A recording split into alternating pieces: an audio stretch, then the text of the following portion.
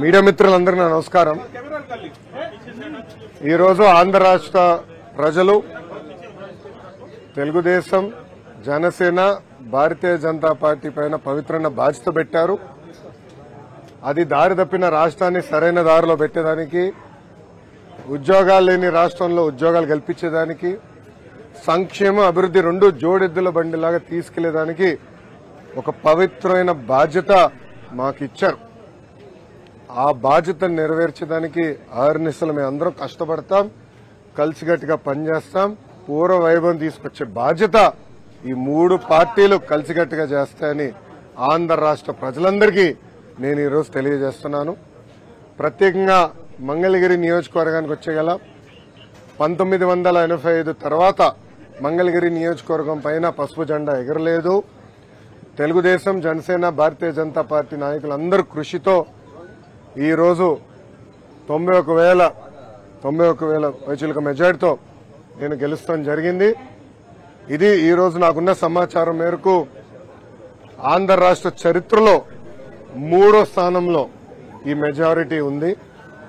ఈ ఎన్నికల్లో అన్ని రికార్డులు సృష్టించింది తెలుగుదేశం, జనసేన, భారతీయ జనతా పార్టీ కూటమి. మొదటి స్థానంలో పల్లా శ్రీనివాస్ గారు, మా గాజువాక నాయకుడు, శాసనసభ్యుడు 95,000 మెజారిటీ గెలిచారనేది నాకు సమాచారం. రెండో స్థానంలో గంటా శ్రీనివాసరావు గారు భీమిలి నియోజకవర్గంలో దాదాపు 92,000 మెజారిటీ గెలిచారని, నేను మెజారిటీలో 3వ స్థానంలో ఉన్నాను. ఆనాడు చంద్రబాబు నాయుడు గారికి అన్నగా భావించే పవన్ అన్నకు కూడా హామీ ఇచ్చాను. ఎవరు ఊహించిన మెజారిటీతో నేను మంగళగిరి గెలిచి కానుక కింద ఈ సీట్ ఇస్తానని హామీ ఇచ్చాను. ఆ హామీని నిలబెట్టుకున్నా.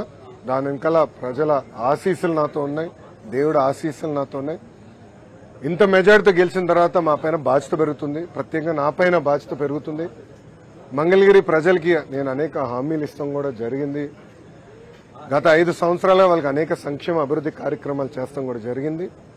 వచ్చే 5 సంవత్సరాలు వాళ్ళకి అనేక పనులు చేయాలి, ఇచ్చిన హామీలు నిలబెట్టుకోవాలి.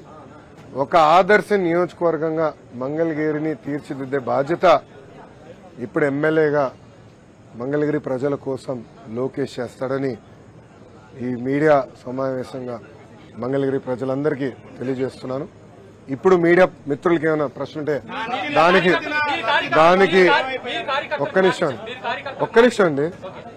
మీడియా మిత్రులకి ఏమైనా ప్రశ్న ఉంటే ఇప్పుడు అడగాల్సిందిగా కోరుతున్నాం. ఇప్పుడు అడగండి.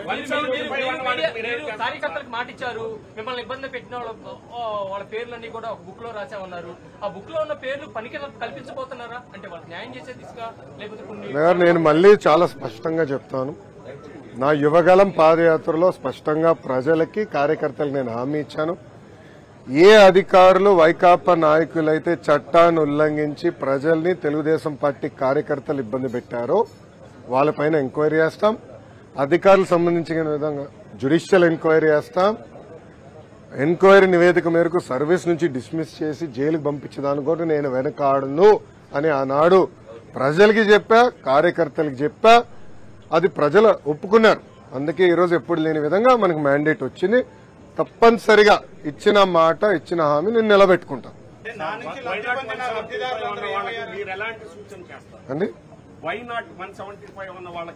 నేను వైకాపా, దయచేసి వైకాపా నాయకులకి, పార్టీకి సూచించే స్థాయి నాది కాదు. మేమేం చేస్తాం చాలా స్పష్టంగా చెప్పాం. కక్ష సాధింపులు, హెరాస్మెంట్లు, ప్రభుత్వ ఆస్తులు ధ్వంసం చేస్తాం, ఇది మాకు రాదు, మేము చేయం. ఇదంతా ఆ పార్టీకి తెలిసింది. అందుకే ప్రజలు ఈరోజు ఇలాంటి మ్యాండేట్ కూటమికి ఇస్తాం జరిగింది. సో మాకు ఇచ్చిన మ్యాండేట్ నిలబెట్టుకోవాల్సిన అవసరం 3 పార్టీల పైన ఉన్నాయి. ఎందుకంటే ఆంధ్ర రాష్ట్ర చరిత్రలో ఎవరికి రాని మ్యాండేట్ మాకు వచ్చింది, ఎవరికి రాని మెజారిటీలు మాకు వచ్చినాయి. ఆ బాధ్యత మేము నిలబెట్టుకోవాలి. ఉందాతనంగా ప్రజలకి సేవ చేసే దిశగా మేము పనిచేస్తాం. ఇచ్చిన ప్రతి హామీ నిలబెట్టుకునే బాధ్యత మేము తీసుకుంటాం. రాష్ట్ర చరిత్రలోనే మొదటిసారి మీ కుటుంబ సభ్యుల్ని టార్గెట్ చేసి అవహేళన చేశారు. వారి విషయంలో మీరు ఎలా ముందుకు వెళ్ళబోతున్నారు? ఇప్పుడు ఆనాడు శాసనసభ సాక్షిగా మా తల్లిని అవమానించారు. అది తట్టుకోలేక చంద్రబాబు నాయుడు గారు ఆనాడు శపథం కూడా చేశారు. మళ్లీ ముఖ్యమంత్రిగా ఈ సభలో అడుగు పెడతానని ఆనాడు చెప్తాం జరిగింది. ప్రజలు అది గమనించారు. అందుకే ఇలాంటి మ్యాండేట్ మాకు ఇచ్చారు. మీరు ఈ ఎన్నికల ప్రచారంలో కానివ్వండి, గతంలో మేము అధికారంలో ఉన్నప్పుడు కానివ్వండి, ఎప్పుడు కుటుంబ సభ్యులు జోలికి వెళ్ళలేదు. వ్యక్తిగతంగా దొంగ కేసులు పెట్టి ఎవరన్నా జైలుకు పంపించే ఆలోచన మాకు గతంలో లేదు, ఇప్పుడు కూడా లేదు.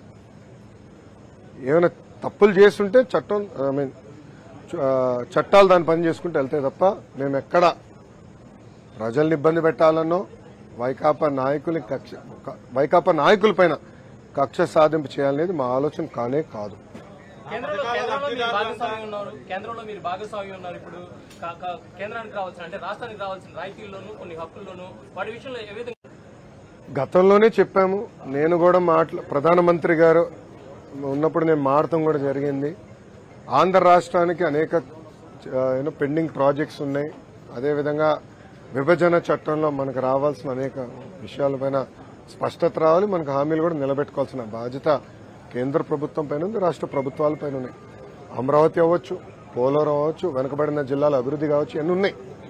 ఇవన్నీ కలిసికట్టుగా మేము ముందరికి వెళ్తాం. ఇవన్నీ గతంలోనే పొత్తులోకి వెళ్లే ముందే వాళ్ళతో మాట్లాడాం, చర్చించాం.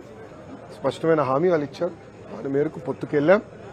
ఈరోజు తెలుగుదేశం జనసేన పార్టీ ఎన్డీఏలో భాగస్వామ్యంలో మేము కంటిన్యూ అవుతాం. దాంట్లో ఎలాంటి డౌట్ లేదు. ఎన్డీఏకి క్లియర్ మెజారిటీ వచ్చింది కదా, ఎన్డీఏకి క్లియర్ మెజారిటీ వచ్చింది. సో దాంట్లో వేరే ఆలోచన తెలుగుదేశం పార్టీ కానీ జనసేన పార్టీకి లేదు. మీ అందరూ ఎన్డీఏలో భాగస్వామ్యం, దాంట్లో ఎలాంటి డౌట్ లేదు. నంబర్ 1. నంబర్ 2, నా భవిష్యత్ అంటే నా పాత్ర ఏంటనేది అది మా అధిష్టానం, మా నాయకుడు చంద్రబాబు నాయుడు గారు నిర్ణయిస్తారు. అది నేను మాట్లాడే విషయం కాదు. ఓకేనా? ఒకే రాష్ట్రం ఒకే రాజధాని, అది అమరావతి. తెలుగుదేశం జనసేన భారతీయ జనతా పార్టీ నాయకులం అందరం కూడా ఆ మాట పైన కట్టుబడి ఉన్నాం. రాజధాని లేని రాష్ట్రానికి రాజధాని అవసరం. కానీ అదేవిధంగా అభివృద్ధి వికేంద్రీకరణ పనులు ఏదైతే ఆనాడు ప్రారంభించామో, ఇప్పుడు అనంతపూర్కి కియా మోటార్స్, చిత్తూరు జిల్లాకి అనేక ఎలక్ట్రానిక్స్ తయారు చేసే పరిశ్రమలు, కడప జిల్లాకి స్పోర్ట్స్, అలా స్పష్టమైన హామీలు గతంలో ఇచ్చాం. హామీలు కూడా నిలబెట్టుకున్నాం. కొన్ని చేయలేకపోయాం, టైం సరిపోలేక. ఈసారి ఇచ్చిన ప్రతి హామీ నిలబెట్టుకునే బాధ్యత మేము తీసుకుంటాం. అన్ని జిల్లాలు సమగ్ర అభివృద్ధి చేసే బాధ్యత కూడా తెలుగుదేశం జనసేన భారతీయ జనతా పార్టీ ప్రభుత్వం తీసుకుంటాం. టూ అర్లీ అన్నాయన్ని. ఎందుకంటే చంద్రబాబు నాయుడు గారు మేము ఇప్పుడు వాళ్ళలాగా డేట్లు ముహూర్తాలు మేము ఫిక్స్ చేసుకోమండి. ప్రజలు తీర్పు వచ్చిన తర్వాత చేయాల్సిన పనులు ఉంటాయండి.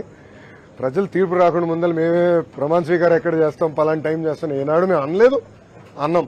ఈరోజు తీర్పుని మేము అద్భుతమైన తీర్పు ఇచ్చారు. ఆ తీర్పుని మేము స్వాగతిస్తున్నాం, గౌరవిస్తాం. అది ఇద్దరు పవన్ కళ్యాణ్ గారు, బాబు గారు కూడా కలవబోతున్నారు. కూర్చుని అన్ని విషయాలు మాట్లాడుకున్నారు. అది ఎప్పుడు ఏంటనేది నాయకులందరూ నిర్ణయిస్తారు. రేపు మళ్ళీ ఎన్డీఏ కూడా మీటింగ్ ఉంది. సో అన్ని జరగాలి, తర్వాత డిసైడ్ చేస్తాం. For more videos like this, subscribe Big TV channel.